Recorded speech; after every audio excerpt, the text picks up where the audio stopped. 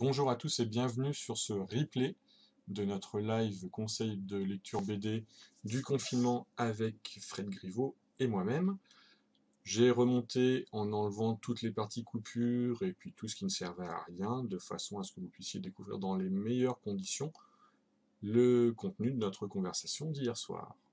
On commence tout de suite avec Fred qui va nous parler de Julien Boisvert, de Plessis éditeur aux éditions Delcourt. Alors, il s'avère que moi, Julien Boisvert, je l'ai découvert, j'étais étudiant, et je lisais principalement du comics à l'époque. Et donc, du coup, Julien Boisvert, pour moi, ça a été la découverte d'une école franco-belge qui n'était pas forcément inscrite dans un héritage franquin, Tintin, etc., qui était beaucoup plus moderne dans son traitement, même si ça restait dans l'esprit du gros nez, quoi. Mais c'était quand même de la BD dite adulte, dans le sens où ça traitait de thèmes d'un personnage qui était pas très, qui peut faire des erreurs, qui est pas très lisse, mais malgré tout qui progresse au fur et à mesure des albums en se nourrissant lui-même de ce qu'il est en train de vivre. Donc il progresse, il vieillit au fur et à mesure des albums. Il peut faire des grosses conneries, il peut se comporter comme un con des fois, mais en tout cas ça reste quand même malgré tout un personnage qui est très touchant parce que on peut s'y retrouver d'une certaine façon, on peut le comprendre, même dans ses erreurs, on peut se dire que c'est des erreurs qu'on aurait très bien pu faire aussi. Mais au-delà de ça, moi, ce qui m'a tout de suite parlé au niveau de Julien Boisvert, c'est le dessin de Michel Plessis, sa science des cadrages, le soin porté au moindre détail, et surtout au décor. Et c'est là qu'on rejoint un petit peu ce que moi j'appelle l'aventure, c'est-à-dire vraiment le dépaysement. La façon qu'il a de construire ses planches, de mettre en avant certaines images, de se décentrer complètement le personnage en collant dans un coin de l'image et puis en aérant complètement le reste de la case ou même de la page. C'est des choses qu'il va réutiliser en allant un petit peu plus loin dans Le Vent dans les Saules, mais en tout cas dans Julien Boisvert, je trouve très audacieux, même si ça reste très sage en soi, mais moi j'ai vraiment été ébloui par cet aspect graphique. C'est très beau. En fait, on a une évolution de l'histoire et du personnage au long des 4 tomes, mais aussi au niveau du graphisme. Tu sens que Plessis, il évolue et qu'il travaille et que ça bouge en fait au fur et à mesure des albums. Donc il accompagne le vieillissement du héros avec un enrichissement du dessin assez impressionnant. Parce que quand tu regardes le premier Nekibo, le trait il est très fin. Enfin, je trouve qu'il manque un peu de vie par rapport aux autres. On est dans de la ligne claire dans le premier quand même. Tu vois, c'est vraiment. Il y a même, il y a même quand tu regardes dans des détails d'ancrage, ça fait même penser un petit peu à Hergé. Enfin, je veux dire, Alors, même s'ils s'en affranchit, mais il y a un mélange, effectivement, Ligne Leclerc et Gros Nez. C'est un truc qui m'a toujours étonné chez Plessis, c'est que ces persos ont tous un gros nez. Aussi bien oui, homme que femme, c'est gros nez. Mais ça montre bien ça montre bien justement cet héritage franco-belge très classique, tu vois. Euh, il fait du réalisme, mais néanmoins, bon, il a bouffé du gros pif tout le long, quoi. Donc du coup, il s'en, il, il s'en abstrait pas complètement de tout ça. Je veux dire, il l'a complètement intégré à son style. Mais comme tu dis, c'est vrai qu'en plus, son dessin, au fur et à mesure des 4 albums, il évolue tellement, ça devient tellement. Du premier et dernier, c'est vraiment complètement différent, quoi. Et donc moi, c'était ça qui m'a réellement plu au premier abord, quoi. Vraiment graphiquement, bon, le fait que je dessine aussi fait que j'étais quand même plus sensible à des choses comme ça. Et mais au-delà de ça, il y a aussi quand même malgré tout un gros travail scénaristique avec l'éditeur. Ils sont tous les deux à signer les scénarios. Euh, ils font quand même attention à toujours garder comme point de vue que le personnage doit évoluer avec son environnement, qu'il se repositionne, qu'il apprend des choses et lui-même, que ça soit au début de l'album jusqu'à la fin, il est plus le même en fait. Et ça, sur chaque album. Ouais, faut dire que les changements notamment, qu'il fasse sont assez importants, quoi. Ouais, mais bon, il y a des ellipses entre chaque album et je trouve que c'est bien. Le personnage vit entre chaque album, il n'est pas complètement arrêté dans un cadre, dans le cadre de l'album lui-même, quoi. Ouais, on Et alors, peut des fois, imaginer. c'est évident parce qu'on le laisse dans une situation à la fin d'un album, mais on le retrouve dans un truc complètement autre au début de l'autre. Donc, des fois, c'est vrai que ça peut être un peu surprenant, quoi.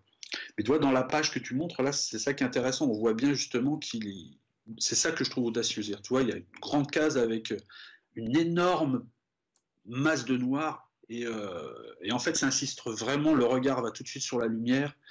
Les personnages sont tout petits, mais on sent qu'ils sont complètement entourés dans la nuit et tout. Enfin, c'est. Puis avec toute la série de petits portraits complètement cadrés, serrés derrière.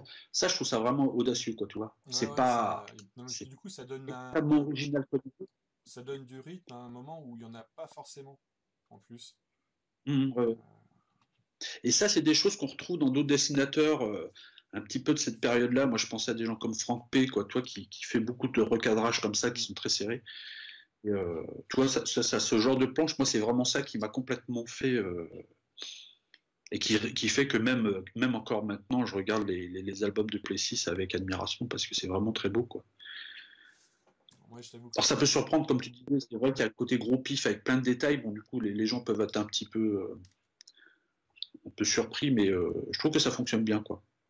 moi, je suis quand même plus friand de son adaptation du Vent dans les Saules, et puis même de la suite qu'il a fait, le Vent dans les Sables, que de Julien Boisvert. Mais c'est vrai que Mhm. je l'ai relu ce week-end exprès pour ce soir. Et moi, ce qui m'a vraiment plu, c'est voilà, c'est l'évolution et du personnage et de la technique au niveau de la BD. Oui, on voyage parce qu'en fait, chaque album se passe à un endroit différent. Donc le premier, Julien Boisvert travaille pour une compagnie d'assurance, si je me souviens bien, et part en Afrique. On sait Oui, pas, voilà, c'est ça. je Pour suis pas suivre sûr une qu'on, tribu. voilà, qui doit être Non, je délocalisé. crois pas que Juste, non, enfin, qu'importe, en tout cas, oui, en effet, j'étais en train de me dire que c'est pas dans une compagnie d'assurance, mais qu'importe, il se Et en retrouve en fait, effet en ouais, Afrique. on s'en tape très vite parce que son avion s'écrase et il va être recueilli avec ses camarades par une tribu qui est justement la tribu qu'il cherchait, donc ça tombe bien. Ouais. Les choses se passent bien. Et puis, voilà, il va découvrir une vie un peu simple avec eux. Mais d'ailleurs, Retour. Oui, c'est ça qui est intéressant aussi, malgré tout, dans cet album-là, parce que dès le début, on comprend que c'est pas forcément la raison pour laquelle il est là-bas, etc. C'est ça qui est important. oui, c'est ça. C'est c'est ce qui va lui arriver, comment lui il va vivre et comment il va changer par rapport à ça. En fait, c'est ça qui est intéressant. Bah, d'ailleurs, Oui, voilà, c'est ça. Il vit encore avec sa mère. Enfin, il y a tout un tas de trucs.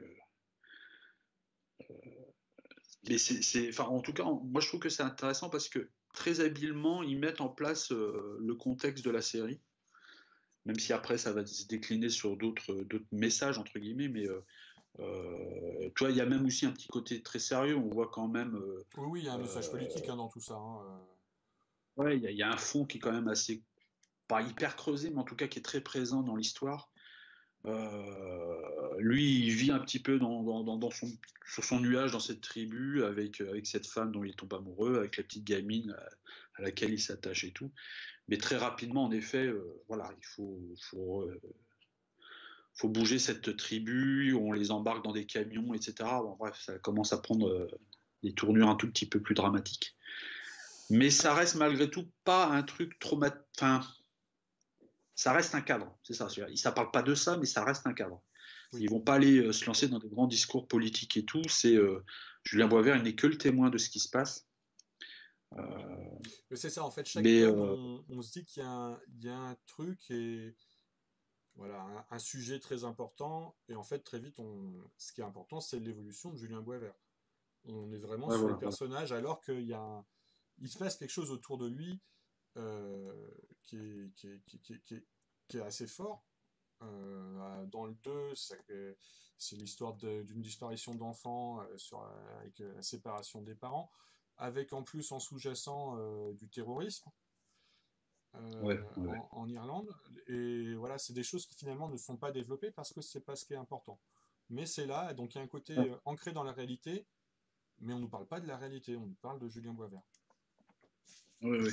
Mais ça montre aussi malgré tout que en sortant de sa coquille au début du premier album, en s'affranchissant un petit peu de ce cadre, ce cocon familial, il est confronté à des choses qui le dépassent, quoi. Tu vois, il est pas tout neuf, quoi. Je veux dire, il arrive dans un truc, on va commencer à lui parler tout de suite de démobilisation de tribus africaines, on va commencer tout de suite à lui parler de terrorisme.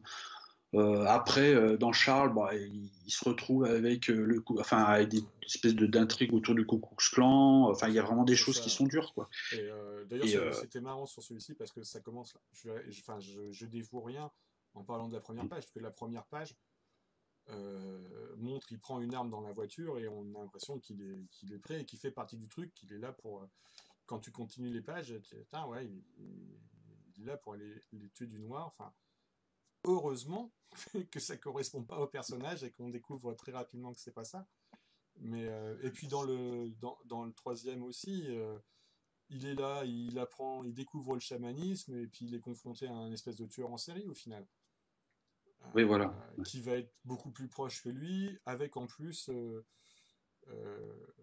ben, sa vie familiale, sa vie personnelle, la séparation d'avec sa femme, le retour de son enfant, enfin voilà, plein de choses comme ça. Et effectivement, on peut imaginer qu'il se passe plusieurs années même entre chaque album, peut-être 3 ans à chaque fois. Oui, Mais voilà, c'est ça. Puis c'est normal plutôt que le personnage redémarre sur un statu quo qui n'est pas le même que précédemment, quoi. c'est ça. Il évolue, la série évolue. À la limite, j'aurais presque envie de dire que il évolue en même temps que le lecteur. Le lecteur, il achète son album, bon, ben, il retrouve un copain qu'il n'a pas vu depuis 2 3 ans, et du coup, bon, ben, avec son histoire qui a évolué, quoi. Plessis, on le connaît beaucoup plus avec Le vent dans les saules et Le vent dans les sables, mais je trouve malgré tout que même dans ce parcours-là, Julien Boisvert, ça mérite quand même d'être redécouvert. C'est vraiment une série qui est très agréable à lire, même encore maintenant, qui n'a pas vieilli et qui est même à la limite qui est même pas elle est pas naïve, quoi. Toi, c'est vraiment une belle série qui est très bien écrite, assez simplement quand même malgré tout. Toi, elle n'est pas inaccessible. Les idées sont très claires et pour ceux qui ont beaucoup aimé ensuite tout ce qui a suivi après, ça peut valoir le coup de redécouvrir ces 4 albums ou cette intégrale, quoi. Donc voilà pour Julien Boisvert. Et donc maintenant, on va parler de Green Lantern avec cette couverture qui résume bien un petit peu tout ça. Une espèce de pétage de plomb. Alors, Green Lantern, je vais peut-être resituer un petit peu le personnage, parce qu'il a eu le droit à son film, mais on ne le voit pas dans les films de la Justice League et tout ça. Donc, Green Lantern, c'est un personnage qui est apparu dès 1940, il me semble, pour ce qui est de Alan Scott, euh, donc, qui lui était un des membres fondateurs de la Justice Society of America, qui est un premier Green Lantern, mais qui n'a pas qui fait pas partie du corps, voilà, où ils ont leur costume noir et vert là. Donc, qui découvre son pouvoir grâce à une lanterne verte. En 59, donc il y a Hal Jordan qu'on voit sur la couverture, qui devient Green Lantern avec son anneau en récupérant l'anneau de Abin Sur qui s'écrase sur la Terre. Et là, on découvre le Green Lantern Corps, une espèce d'ordre de shérif de l'espace, euh, qui détiennent donc leur pouvoir de la planète Oa, de la lanterne et des gardiens. Et puis ensuite, donc il y en a d'autres. Guy Gardner qui arrive en 68. Lui, en France, je suis pas sûr qu'on le connaisse beaucoup, mais il a un rôle important dans la Justice League internationale. Moi, je l'ai découvert comme ça. C'était plutôt sympa. Ouais. John Stewart, qu'on connaît un peu plus parce qu'il était dans le. C'est le Green Lantern qui a été choisi pour la série animée La Ligue des Justiciers, qui a été diffusée en France. Alors, moi, je le connaissais pas du tout avant ça. Euh, donc John Stewart, c'est le Green Lantern noir, qui était architecte et qui a un côté un peu militaire, qui était presque le remplaçant du remplaçant, parce que Kyle Gardner était le remplaçant d'Al quand il était loin. Et puis John, tu m'arrêtes, hein, Fred, hein, si je me trompe. Non, mais moi je connais pas forcément par cœur l'histoire, mais c'est vrai que c'est complexe quand même. Donc, Et puis apparaît un nouveau Green Lantern.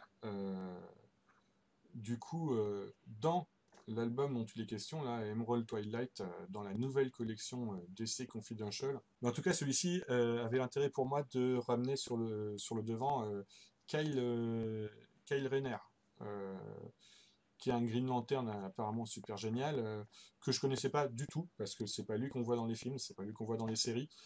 Et au final, il y a peu de publications en France qui le concernent. ouais, Très alors peu. qu'il est quand même assez important dans le corpus américain. Enfin, je veux dire, il est. Voilà, c'est ça. J'ai découvert là en préparant pour ce soir qui c'est quelqu'un qui est quand même assez balèze. Euh, donc ça parle de ça. Et puis depuis Rebirth, depuis l'épisode Renaissance avec le Flashpoint, etc., on a même encore deux nouveaux Green Lantern sur Terre. Euh, mais donc il n'est pas question du tout ici. Donc on va revenir sur Emerald Twilight. Alors, pour situer un petit peu cette histoire, il y a, je ne sais plus, ça doit être entre 92 et 94. 92, je crois, la mort de Superman. Oui, c'est ça à peu près. Donc Ouais. Superman est tué par Doomsday et il est remplacé par plusieurs trucs, notamment un cyborg. Quand il va revenir, il va défaire le cyborg. Mais au cours d'une de ses bastons, le cyborg va combattre un méchant qui doit venir d'une autre planète, parce que Mongul, je ne connais pas. Donc Mongul, et au cours de leur combat, ils vont désintégrer la ville de... euh, comment elle s'appelle sa ville d'ailleurs? Coast City. Coast City, donc qui Oui, est la ville d'origine de Hal Jordan.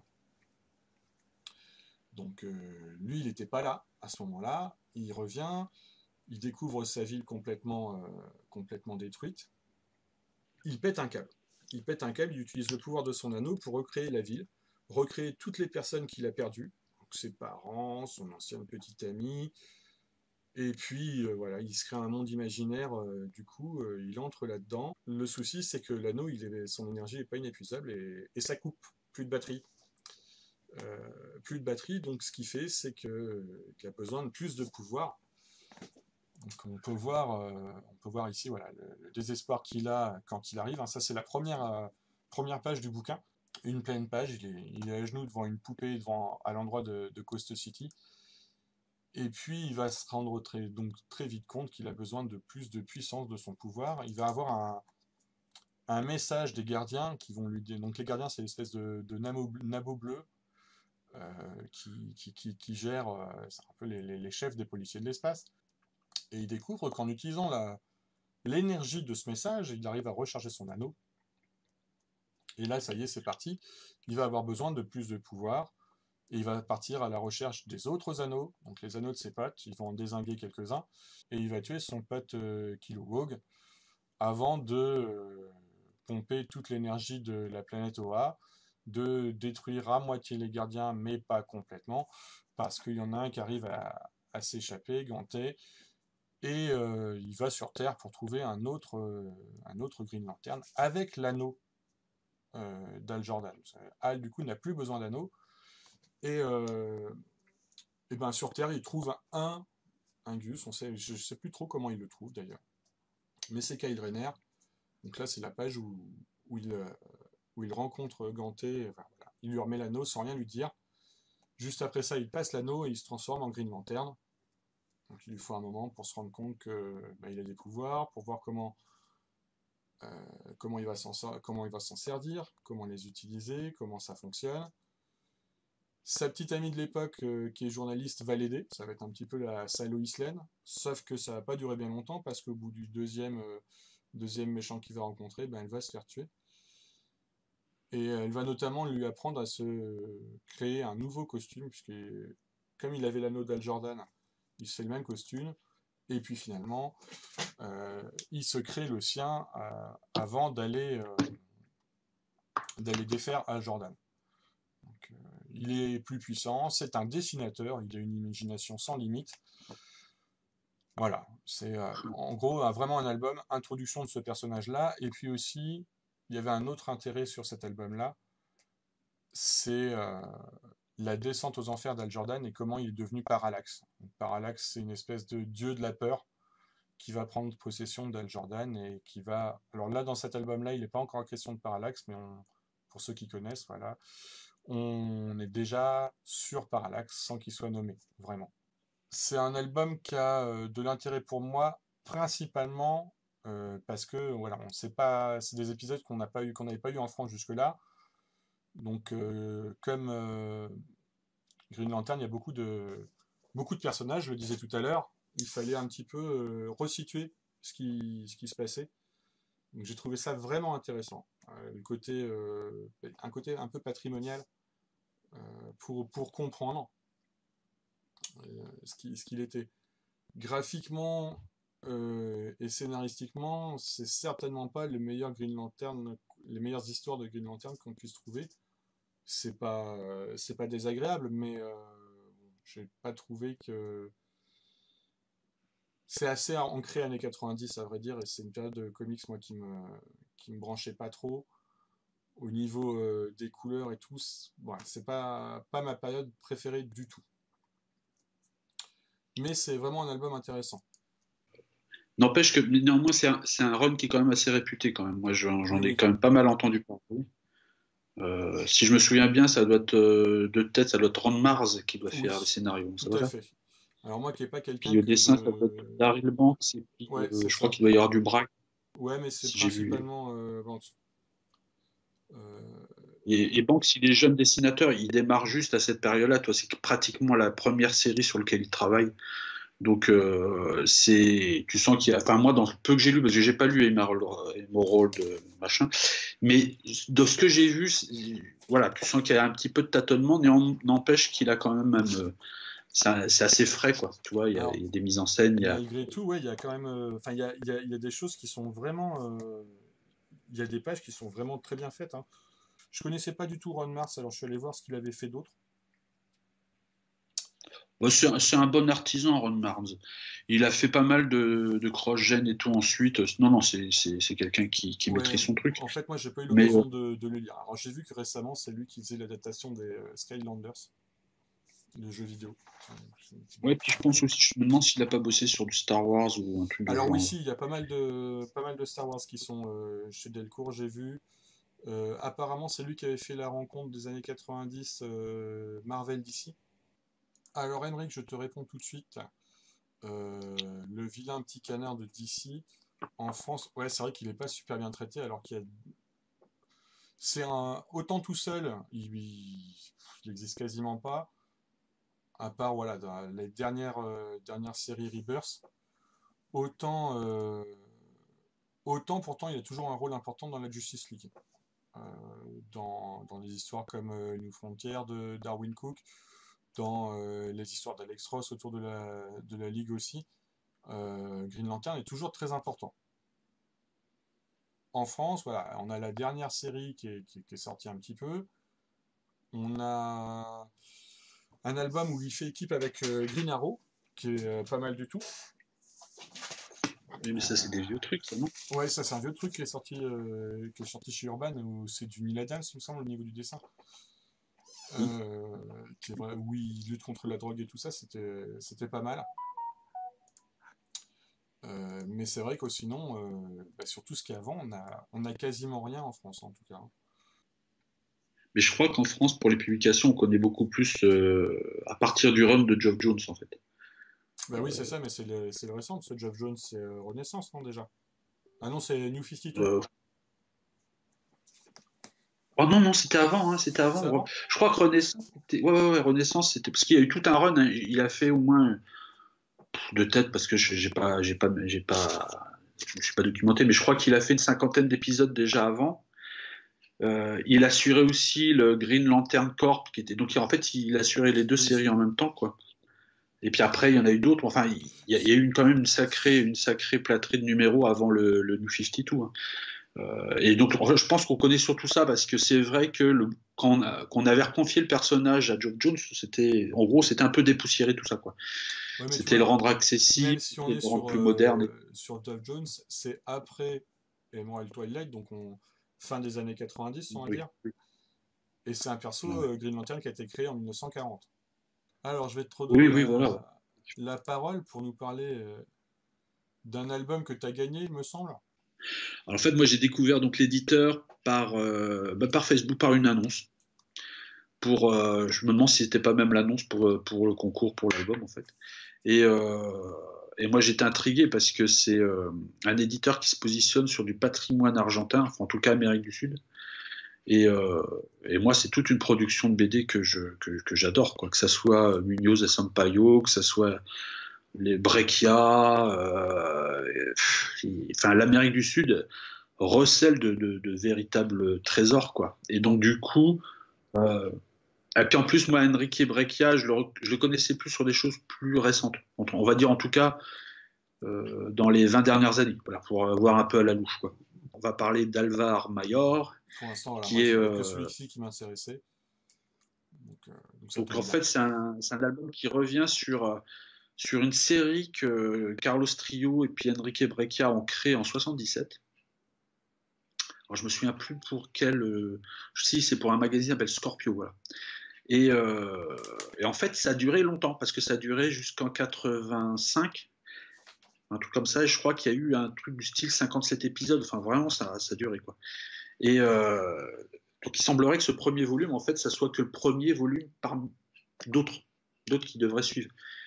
Mais donc en fait, moi, ce qui m'intéressait là-dedans, c'était vraiment de revenir sur un petit peu pas les débuts de Breccia, parce qu'à ce moment-là, il n'était pas forcément au début, mais il avait déjà pas mal bossé pour les Anglais, avec il y avait plein de Sud-Américains qui ont bossé pour le marché anglais avec Fleetway et tout ça, quoi. Et donc lui, il revient de ça, il revient en Argentine, pouf, il se retrouve à dessiner cette série. Et cette série, en fait, elle met en avant un aventurier qui propose ses services pour guider ceux qui ont besoin de lui, tout simplement, pour trouver des cités mystérieuses pleines d'or, pour retrouver des trésors, etc. Donc, on entre dans un espèce de paysage un peu mythique, mais pas plein de créatures, rien. C'est simplement que, tel que j'imagine, l'Espagnol de ce moment-là devait s'imaginer l'Amérique du Sud, quoi. Tu Donc vois, les on est cités. sur de l'histoire courte. Ouais, courtes, c'est grosso modo, c'est 12-13 pages les histoires. Ouais, donc c'est vraiment du format magazine de l'époque, quoi. Ouais, ouais, bah c'est du feuilleton, hein. Là, Alors, à la fois c'est du feuilleton, à la fois, en plus, pour moi, enfin, ce qui m'intéresse, c'est que c'est du noir et blanc. Et, toute cette école, un petit peu comme ça, d'Amérique du Sud, est très, très, très forte là-dedans. Vraiment, il maîtrise bien tout ça, quoi. Donc, on- c'est extrêmement prenant. En plus, je trouve personnellement que le style de Breccia, il évolue aussi au fur et à mesure du volume. C'est-à-dire qu'on est dans un. Progressivement, c'est pareil. Les réflexions qu'on se faisait tout à l'heure avec Plessis. Progressivement, il va jouer sur les espaces. Son trait va devenir un petit peu plus vif, et puis il va devenir plus audacieux dans ses mises en scène. Et alors qu'en parallèle, Trio dans les scénarios devient de plus en plus, comment je pourrais dire, aérien, plus elliptique. Il n'hésite pas à confronter son personnage à comment on appelle ça, des scènes de rêve ou des choses comme ça. Enfin, c'est assez, ça devient presque fantastique dans ce que ça évoque. Mais c'est passionnant. Enfin, je veux dire, moi, j'ai pas lâché le volume du début à la fin. C'est du feuilleton, de l'aventure, du mystère, du rythme, avec un personnage qui certaines fois évoque un petit peu du Corto Maltese, qui évoque un peu nonchalant, quoi. Tu vois, c'est vraiment l'aventurier qui. Ouais, c'est l'impression que ça m'a donné en t'écoutant. Puis bon, au moins, ce qu'il y a de bien avec tous les nouveaux éditeurs depuis une quinzaine d'années, c'est qu'ils rajoutent du rédactionnel, ils proposent un package qui est vraiment bien, qui est beau, quoi.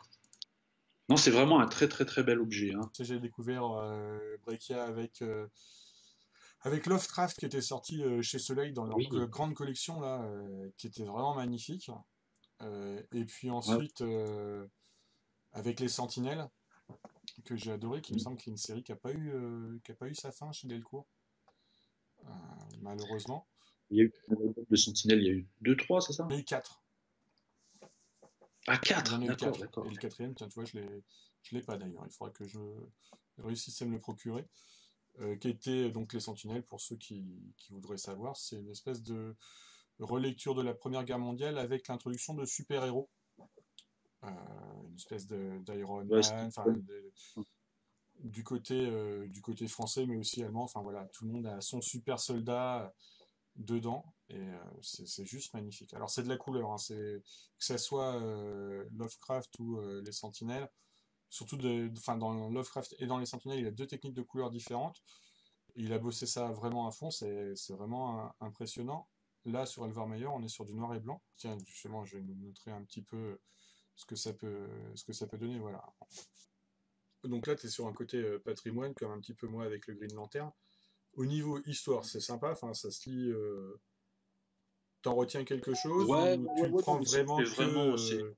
que du côté je découvre et j'apprends. Non, mais c'est vraiment du feuilleton. Euh, Après, ça reste du petit format, hein. C'est du 12 pages, donc bon, il n'y a pas de développement de grandes histoires et tout. C'est des histoires qui sont autocontenues. C'est-à-dire qu'il y a pas, ils vont pas suivre sur plusieurs épisodes. Donc, t'imagines qu'en 12 pages, évidemment, tu peux pas développer des milliards de trucs. Donc, souvent même, il y a des sujets qui sont assez prétextes pour simplement montrer un petit peu le personnage qui évolue. Il a un petit côté cynique, donc du coup, ça rajoute un petit peu des ambiances qui sont assez sympas, quoi. Donc, voilà, il faut pas l'oublier, en effet, qu'on est dans du format feuilleton. Assez court. Et si on veut avoir des grandes histoires développées sur 300 pages, c'est peut-être pas forcément l'album qu'il faut, quoi. D'accord. Mais, mais bon, ça s'adresse quand même très clairement à des gens qui aiment bien les strips, qui aiment bien, en effet, je te dis, les petits formats, qui aiment bien Ouais, tout tout ce ce qu'on qui peut est. retrouver un petit peu comme ça.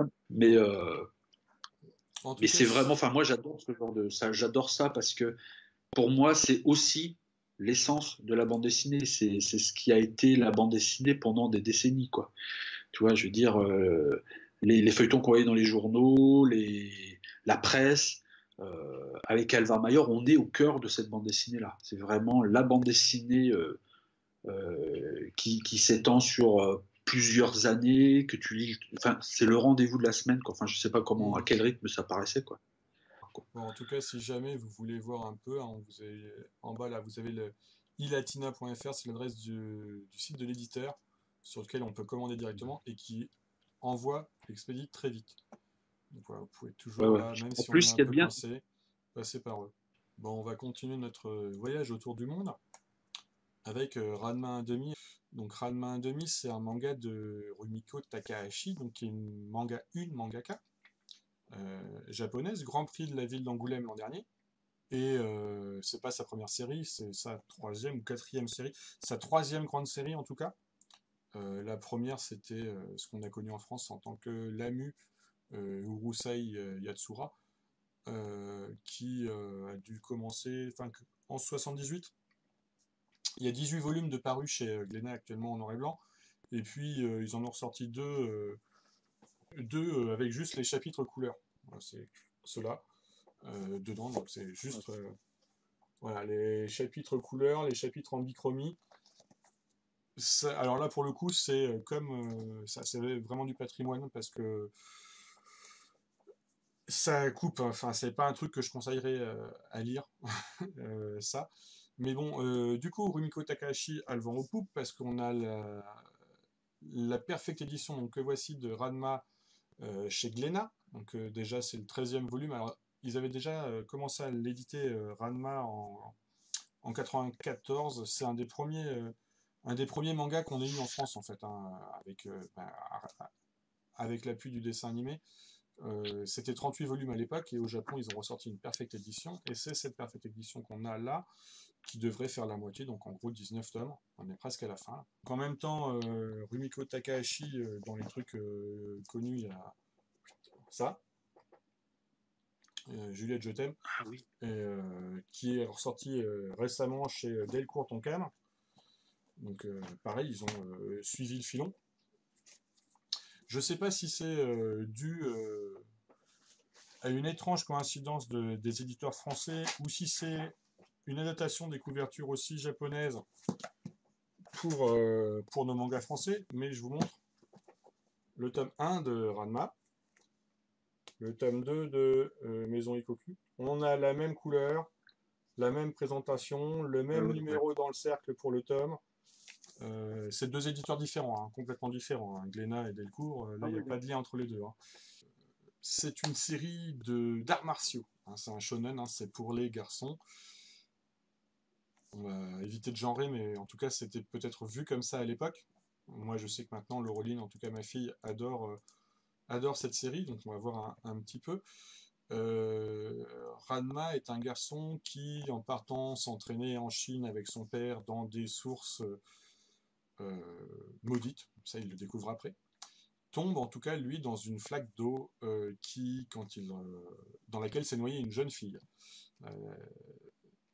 La source de la jeune fille, et dès qu'il touche de l'eau froide, il se transforme en fille.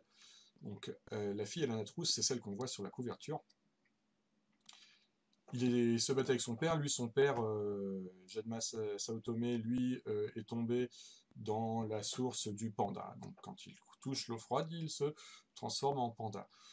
Autour d'eux gravitent pas mal de personnages, notamment la famille Tendo, puisque Jadma, quand il était jeune, a pratiqué les arts martiaux dans le même dojo que le père Tendo, et ils se sont promis de marier leurs enfants. Donc il est fiancé à une des filles, en l'occurrence Akane, qui est la plus jeune fille de Monsieur Tendo, et qui est un garçon manqué. Mais on voit qu'ils s'aiment vraiment tous les deux.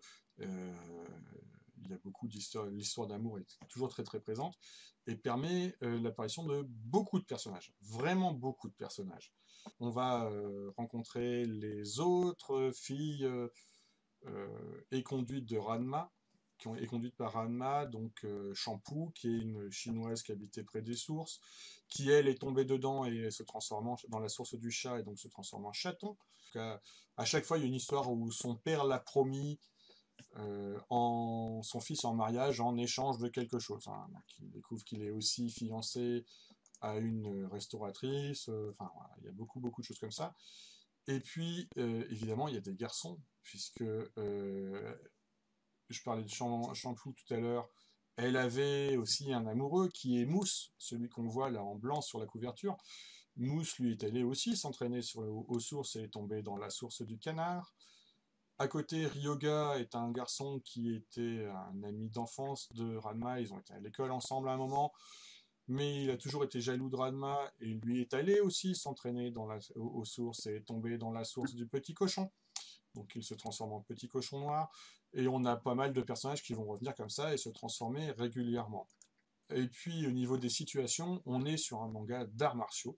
Donc la principale raison de Ranma, c'est les arts martiaux, c'est d'apprendre tous les arts martiaux, de devenir très très fort. Ainsi, il va apprendre tout ce qui lui passe sous la main. Et on va découvrir le patinage artistique martial, la gymnastique rythmique martiale, donc il y a des combats comme ça.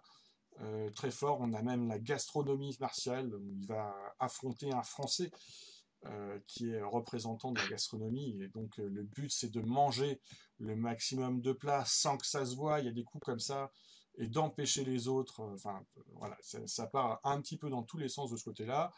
Je reviens sur ce tome 13 qui est sorti le mois dernier, enfin même début avril, fin mars, je sais plus. On avait quitté dans le tome 12 sur une petite histoire de canne à pêche magique qui rendrait amoureux, utilisé par Ryoga qui avait essayé d'attraper Akane avec ça, mais finalement la canne à pêche avait touché Ranma, son pote. Donc Ranma, quand il est en fille, est amoureux de Ryoga alors qu'ils sont complètement concurrents par rapport à Akane. Ça c'est le premier chapitre de ce volume, aucun intérêt. Voilà, on passe ça très très vite. Ce qui va être intéressant, c'est pas l'histoire tout de suite après, parce qu'il y en avait une autre que j'ai oubliée tout à l'heure en préparant, je me suis rendu compte de ça. Mais c'est une histoire qui est très courte et qui peut plaire aux fans de séries live japonaises, tout ce qui est Sentai, Metal Hero, XOR, tout ça, puisqu'il y en a un de ses concurrents dans le cœur d'Akane qui commande par correspondance une armure, genre armure d'Ixor, qui doit le rendre super fort.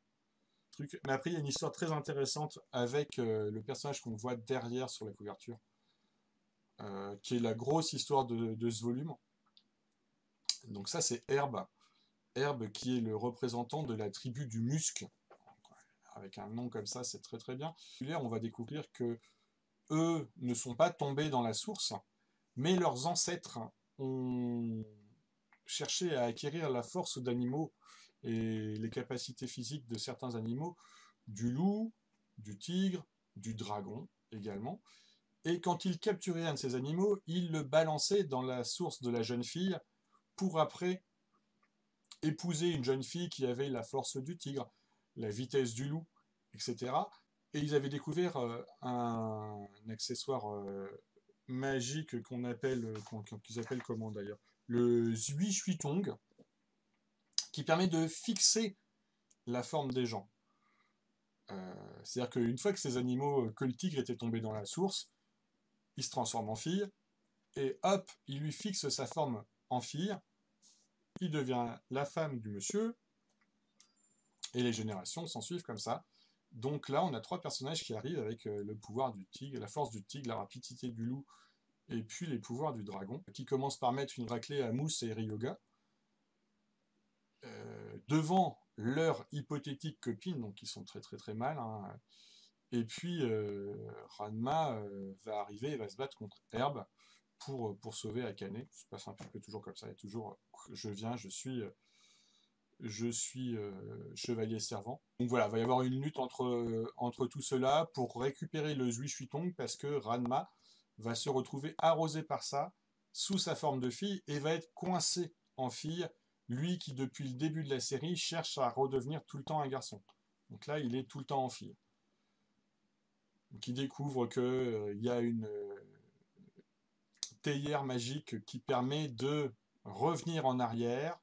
Donc l'objectif, c'est pour tout le monde, c'est de trouver la théière magique, de retrouver sa forme humaine normale et de la fixer avec le Zhui Shuitong. Donc voilà. Donc là, on va. Alors ça, c'est la fin de l'histoire de la canne à pêche, avec Ryoga qui s'imagine amoureux de l'Akane et du retour. Donc là, on a derrière cette belle illustration le personnage le plus sur la droite, c'est celui qui a la force du tigre, et celui qui a la rapidité du loup derrière, en ombre. Et là, Herbe.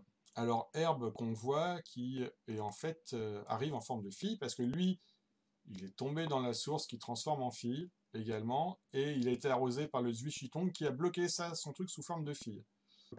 Ranma, c'est un manga dans lequel on voit beaucoup de poitrines. Les poitrines des jeunes filles et les petites culottes sont très présentes. Malgré tout, Ranma, c'est... alors, je supportais pas du tout la série animée. Enfin, très criard, etc. Donc, j'ai vraiment redécouvert comme ça. Donc, il y a de nouveau un côté un peu patrimoine. Mais, comment dire, il y a une évolution au niveau des personnages, mais aussi au niveau de ce qu'ils racontaient, qui est assez intéressante. Là, on est au volume 13. Jusqu'au volume 10, c'était vraiment tous les types d'arts martiaux, ce que je disais tout à l'heure, toutes les bêtises les plus dingos qu'ils pouvaient imaginer sur les formes d'arts martiaux qui étaient présentes. Et à partir de là, on est plus sur une évolution du caractère des personnages, de leur motivation, et ils sont tous vraiment enrichis. Donc c'est une nouvelle dimension à la série qui est vraiment intéressante. Graphiquement, c'est plutôt chouette, hein. Tout à l'heure, je parlais de Urusei Yatsura. Emmerich nous parlait de Lamu. Il y a une grosse évolution entre les 10 ans de Rumiko Takahashi sur ces deux-là. Donc c'était voilà, Ranma finalement, c'est vraiment vraiment sympa. Mm. Voilà pour Ranma. Alors, à toi.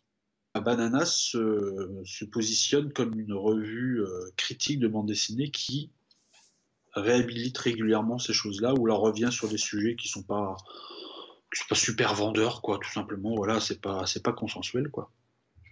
Et notamment, je sais plus où j'ai mis, le dernier volume qui est sorti en janvier. Alors c'est une revue qui est annuelle et avec un très très joli dessin de Botaro sur, Ouais, sur son Pinocchio. c'est ce que j'allais dire, il me semblait bien. Je Alors, connaissais la signature de loin. alors bon, il y a un petit peu entre guillemets une petite arnaque sur ce coup-là parce qu'en fait, on parle pas du tout de Botaro et on parle pas du tout de Pinocchio dedans. Donc, voilà, je pense qu'ils avaient un dessin à mettre en couverture, ils l'ont mis. Mais qu'importe, il s'avère que ça reste une revue qui est extrêmement pertinente. Encore une fois, il faut aimer la BD dans ses petits recoins quand même. Hein. C'est plus la bande dessinée qu'on peut trouver au centre culturel du Leclerc, etc. Là, on est dans autre chose. Hein. Et Alors, du coup, au je niveau dis pas que contenu, c'est mieux ou que c'est moins mieux. Hein. C'est simplement que c'est autre chose, tout simplement. Quoi. est-ce que tu peux nous montrer quelques pages à l'intérieur pour qu'on se rende compte si c'est que du texte ou s'il y a quand même des images? Pour des gens qui lisent de la BD, Attends, c'est je sais bien quand pas. il y a des J'avais images. essayé de faire. D'accord. Et c'est Attends, tout le temps j'essaie comme de ça? bien Ouais, viser non, la mais c'est caméra. pour voir un peu la forme. On voit bien qu'il y a deux vignettes et qu'il y a du blabla, quoi. On est sur quelque Bah, il y chose a comme du ça. blabla, j'essaie de bien viser, mais j'ai du mal avec la webcam. Bon, bref. Non, c'est quand même très, très illustré. Malgré tout, ouais, il y a quand même pas mal de dessins. C'est pas juste du blabla qui. Donc c'est un Tu vois, il y a périodique même des régulier pages. Un par an. Et c'est en janvier qui sort, quoi. et ça Et représente puis, pour combien de pages? rentrer dans les détails, Pardon? Alors là, j'ai pas entendu moi. c'est 12 euros. 12 € ouais, pour combien de pages? Euh, 110. C'est de la présentation. Notamment, il y a pas mal d'interviews. Dans ce numéro-là, il y a d'interviews d'un auteur canadien qui s'appelle Seth, qui parle de toute sa carrière, qui revient sur son rapport à la bande dessinée, à la création, comment lui fait ses planches, comment il conçoit ses histoires. C'est super accessible, hein, c'est pas du tout du décryptage intello, etc. Non, pas du tout. C'est vraiment quelque chose qui est super accessible. Bon, après, ça dépend des auteurs. Par exemple, après, il y a tout un truc sur l'autobiographie où il y a Fabrice Néo et Chester Brand qui réagissent. Bon, alors eux, évidemment, ils ont des réflexions qui sont un petit, voilà, ils sont un peu dans leur trip, quoi. Mais ben, moi, j'en parle parce que pour moi, c'est important qu'il y ait dans la bande dessinée actuelle, qu'il n'y ait pas uniquement les albums. On le voit avec des revues comme les Cahiers de la BD. Alors, il y a aussi tout un monde, ce qu'on appelle les prosines, c'est-à-dire les fanzines qui ressemblent plus à des magazines, mais qui se penchent vraiment sur, euh, sur les œuvres. En fait, ils vont présenter des trucs. Alors des fois, c'est vrai qu'ils analysent, mais analyse, ça ne veut pas forcément dire que ça y est, on est dans un truc, personne ne va rien comprendre, quoi. Ça reste des lecteurs de BD qui parlent de BD, quoi. On n'est pas dans le truc, entre guillemets, de séduction absolue du lecteur pour vendre. Ah bah là pour le coup oui parce que Donc, c'est quand même assez austère hein, visuellement les couvertures. mais toi, à côté de ça, il va y avoir un truc que je ne savais pas, c'est quand Pilote s'est arrêté, enfin pas s'est arrêté, mais quand il y a plein d'auteurs qui sont partis de Pilote pour créer l'écho, fluide et tout ça. En Mhm. fait, il n'y a pas eu que deux ou trois, il y a carrément 5, 6 revues qui sont créées, et notamment il y en a une qui s'appelle Mormol, qui a été créée par Mulatier Ouais. et ses copains, qui est un truc de caricature un peu sexy quand même. Et donc en fait, ils font un article dessus où ils reviennent sur l'histoire, sur le contenu, sur les raisons pour lesquelles ça s'est arrêté, etc. Il y a une interview de Mulati aussi. Puis après, ils font des analyses de bouquins, ils reviennent sur des présentations d'un bouquin sur Goscinny, sur JG, sur la collection à suivre, et tout ça. Donc c'est vraiment très bien. Et puis, genre, même si on connaît un peu la BD, même si on. Enfin, moi, j'aime bien ça, donc j'essaye de me tenir au courant. Mais on apprend encore plein de trucs, quoi. C'est vraiment, Et c'est très très instructif. on va attaquer notre dernier morceau avec Canon. Il y avait une exposition au Wallace Wood à Angoulême cette année, qui visiblement était assez intéressante. Moi, c'est quelqu'un que je connais pas, je connaissais juste son nom. Je sais même pas pourquoi je connaissais son nom, en fait. Mais bon, j'ai eu l'occasion du coup de découvrir au moins ce Canon. Donc Canon, lui, c'est pour Overseas Weekly, hein, le magazine. Donc par-delà les mers toutes les semaines, si on fait une traduction. Voilà, donc ils sont loin, ce que je disais, ils sont loin de chez eux, loin de la famille, loin des chéris. Et ils ont besoin de rêver un peu. Donc on a un Canon qui est une espèce de James Bond, agent secret, qui a été retourné par Madame Toy. Je ne sais plus si elle est chinoise, en tout cas, une femme asiatique très jolie, pour qui travaille en agent double pour les communistes. Et de retour aux États-Unis, il est de nouveau retourné par le même biais pour retravailler pour les Américains. Entre-temps, il a un peu perdu son âme, c'est-à-dire que c'est juste une machine, il n'a plus de sentiments et plus rien de tout ça. Voilà, c'est la meilleure arme du gouvernement américain pour toutes ces missions. Et puis, voilà, du coup, il n'y a pas de sentiment pour lui. Il plaît beaucoup aux femmes et les femmes sont tout le temps aller au bout de 2 cases toutes nues. Donc voilà, ça Ouais, reste. il y a tout le temps des ronces quelque part qui leur déchirent les vêtements. Voilà, c'est ça. Il y a toujours un moment et ils les sauvent, ils se font torturer, mais pour torturer les femmes, les faire avouer, il faut qu'elles soient toutes nues toujours. Et quand ils se sauvent, ils prennent pas le temps de prendre un bout de tissu. Lui, il est habillé, ils peuvent courir dans les couloirs sur l'asphalte de l'aéroport. Elle est toute nue, lui, il est habillé. Voilà. Alors ça reste de l'érotisme, hein. Il n'y a pas de porno ou quoi que ce soit. Euh, c'est pas foncièrement choquant, en tout cas. C'est ça pourrait paraître un peu déplacé maintenant, mais c'est assez drôle et c'est très bien dessiné. Alors, c'est des canons de beauté, hein, euh, classiques, classiques. Hein.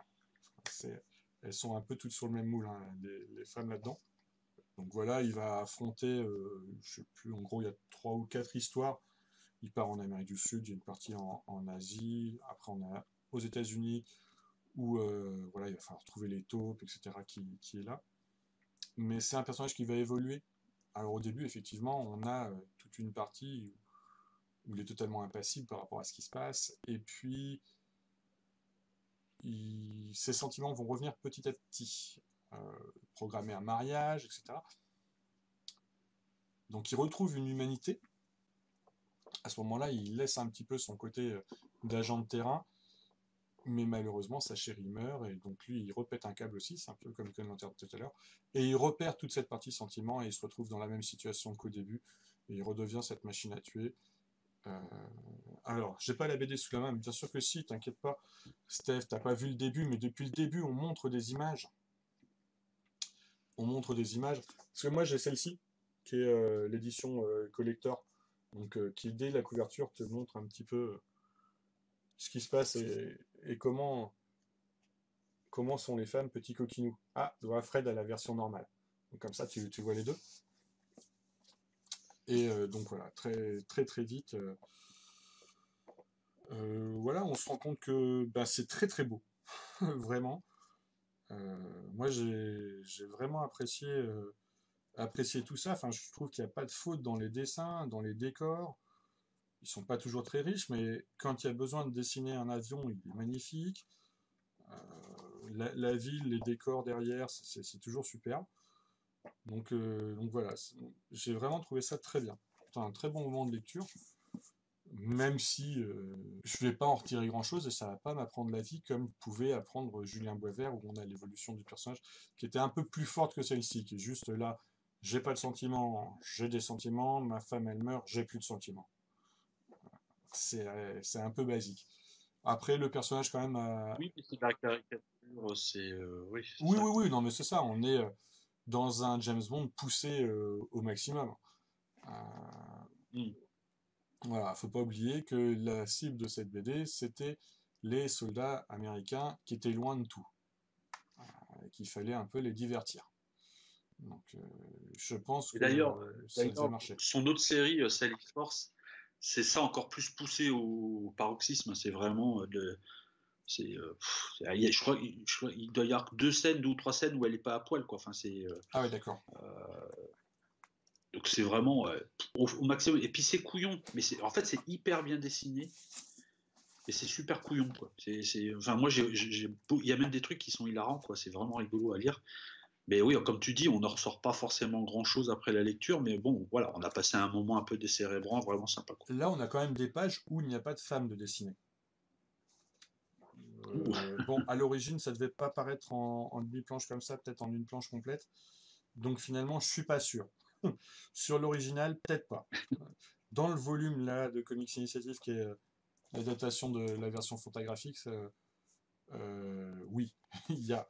En vis-à-vis, des fois, bon, euh, ouais, vraiment, je feuillette et j'arrivais pas à trouver une Non, mais double tu page comprends parce que.